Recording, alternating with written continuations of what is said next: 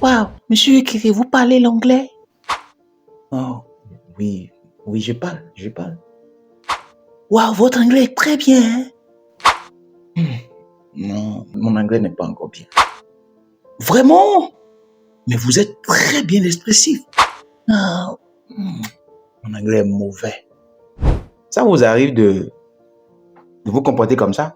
Ou des gens voient clairement votre anglais va bien, mais dans votre tête, vous vous dites parce que ce n'est pas X personne qui me l'a dit, ou je ne parle pas encore comme Y personne, ou je ne suis pas encore arrivé à destination T. Mon anglais n'est pas bien encore. Ça vous est arrivé de penser comme ça.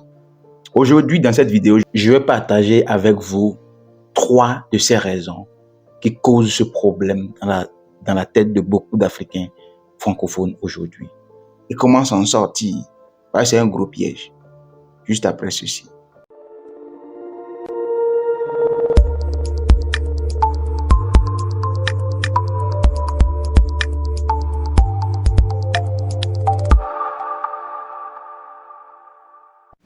Le samedi 7 septembre dernier, j'ai participé au LinkedIn local Cotonou. Puisque c'est un événement de réseautage, à la fin, il fallait qu'on fasse le réseautage. Donc, je m'étais présenté entre-temps comme formateur en anglais parlé pragmatique, qui aide les Africains francophones à s'exprimer en anglais naturellement, sans traduire en français dans la tête lorsqu'ils sont dans des conversations d'affaires avec les anglophones. J'ai rencontré 2 types de personnes qui sont venues et qui ont commencé par s'exprimer en anglais sans aucune faute pour me dire que leur anglais est mauvais. Je vais encore répéter ça. Ils se sont exprimés en anglais pendant plus d'1 minute pour me dire que leur anglais est mauvais. J'étais un peu choqué. Je dis, les gens là sont tous dans ce piège-là. Je dis, madame, votre anglais est déjà bien. Monsieur, votre anglais est bien. Je dis, non, mon anglais n'est pas bien. Et je suis retourné en arrière pour voir dans mes bientôt 10 ans d'expérience quels sont les schémas mentaux qui amènent à une telle mentalité. 1. Les gens ont un mauvais référentiel par rapport à l'amélioration de l'anglais. Pour les Africains francophones, c'est lorsque vous parlez comme les Américains que votre anglais s'améliore. Mon frère, ma soeur, c'est faux. L'amélioration d'une langue ne se mesure pas dans le parler de la langue. L'amélioration d'une langue se mesure dans l'écoute et la compréhension de ce que les autres nous disent dans cette langue. Si au départ, je n'arrivais pas à capter ce que un natif américain disait, mais aujourd'hui, après tel moment et apprentissage, j'arrive à le faire, je suis en train de m'améliorer. Parce que le but du langage, ce n'est pas de parler. Le but du langage, c'est de dire. Et pour dire, on n'a pas nécessairement besoin de parler. Parce qu'on peut parler sans dire, comme on peut dire beaucoup de choses dans le silence. Alors, la maîtrise d'une langue se mesure dans notre écoute et notre capacité de comprendre et de bien interpréter le message que nous transmet notre interlocuteur. Donc, arrêtez de pourchasser le parler comme unité de mesure de votre amélioration. Pourchassez plutôt l'écoute et la compréhension des messages. Le parler deviendra le bonus. Deuxième raison, c'est que ces personnes cherchent l'affirmation ou l'approbation, ou je dirais la validation de certaines personnes qui se sont promis et se sont jurés de ne jamais leur donner cette affirmation. J'ai rencontré une apprenante, lorsqu'elle était venue dans ma salle pour la première fois, c'était en 2019. Je lui ai demandé pourquoi tu apprends l'anglais. Elle m'a dit, je veux apprendre l'anglais pour prouver à ma cousine que moi aussi je peux. Je vais l'entendre me dire que oui, ton niveau a changé et que waouh, je veux la dépasser.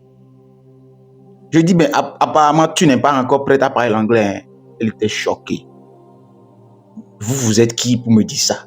Oui, je dis, si c'est ce qui vous motive pour parler l'anglais, peu importe votre niveau d'amélioration, vous n'allez jamais vous sentir à l'aise dans votre peau. Comment ça, monsieur? Mais oui. Parce que la personne que vous attendez vous valider là, ne croit pas en vous. Et qui peut-être serait en insécurité grave si votre anglais s'améliorait. Cette personne, vous pensez que cette personne va vous dire que votre anglais s'améliore, peu importe vos améliorations? Non. Donc, si vous pensez que c'est des personnes qui ne vous aiment pas, qui doivent vous affirmer afin que vous ne sachiez que vous vous améliorez, vous allez dormir debout. Vous allez végéter dans l'insécurité. Arrêtez d'apprendre l'anglais pour impressionner vos haters, vos naysayers. Ces personnes ne peuvent jamais vous valider. Le jour où elle a arrêté cette mentalité, actuellement, elle est aux États-Unis. La personne dont je parle actuellement, elle est aux États-Unis. Elle m'a dit la dernière fois, « Oh, monsieur, maintenant j'ai compris ce que vous disiez en son temps. » Oui. L'anglais n'est même plus un souci pour moi. Voilà, c'est de ça on parle, quoi. Troisième raison, il faut comprendre une chose. L'anglais, ce n'est pas physique. Ce n'est pas la matière du collège là. La langue anglaise parlée et la matière du collège, c'est deux choses diamétralement opposées. L'autre, c'est pour passer d'une classe à une autre et nous donner des bases pour tout ça. Mais la langue anglaise que les Américains parlent du 0 jusqu'à leur âge et nous, on se gêne, on crapahute à chaque jour pour apprendre là. C'est un état d'esprit. It's a mindset. C'est un état d'esprit. Et en ce qui concerne l'état d'esprit, j'ai découvert personnellement dans ma vie, à des moments donnés, à cause des doutes, de l'insécurité, de beaucoup de choses, on se dit, mon telle chose est, mon niveau est bas, mon niveau est bâclé, mon niveau est 0. Mon frère, ce que tu dis après c'est ce que ta chose là va devenir pour toi. Donc nous parlons ici de mentalité là.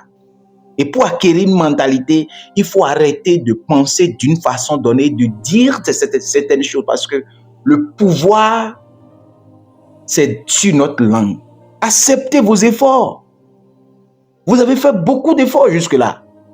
Tenir 2 minutes et parler sans faire d'erreur, c'est un accomplissement.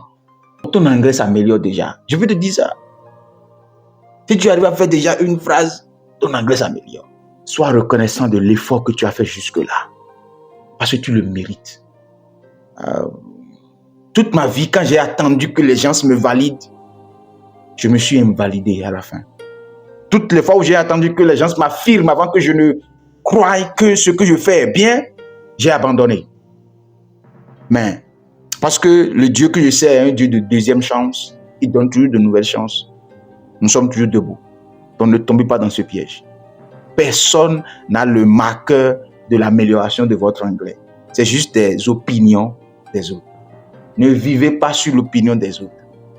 Si vous pouvez comprendre et communiquer du sens dans le langage, c'est déjà bon. Le reste viendra après. Je suis Apollinaire, Apostix Kekere, linguiste de formation, formateur en anglais parlé pragmatique. Votre anglais s'améliore. You are doing great. I'm not flattering you to plateau. I'm telling you that you're getting ahead. And that's the most important thing. You are no longer where you used to be.